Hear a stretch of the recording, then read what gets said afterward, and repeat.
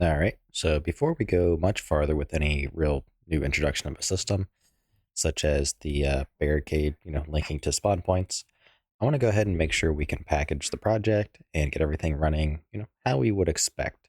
So I'm going to go up here, and I've already cooked the content, and go to package, and just kind of see.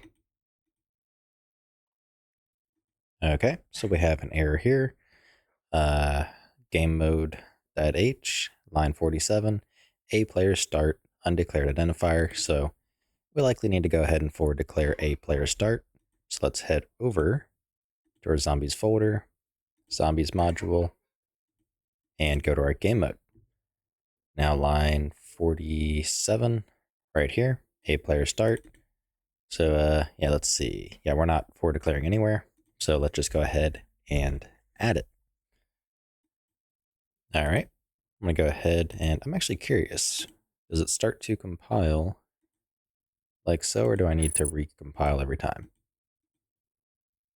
Okay, so I guess we don't need to close down the editor every time, but we did get a different error. So build failed. If we keep going up, we can see our zombie attack ability. Line 52, draw debug swept sphere. So let's go to our gas folder, go to the CPP file of the zombie attack, and it was on line 52. Line 52, draw debug swept sphere. So we need to compile this out. So this is also just something that was for testing. So we'll leave it in there, but we're going to go ahead and wrap it with a if define. So if with editor and end if. So that way it'll just be compiled out of our shipping build. So let's go ahead, package it once more, and hopefully we are good to go. Okay, so everything built successfully. Now let's go ahead and try it. All right, so here's my packaged executable. Let's go ahead and launch it. And there we go.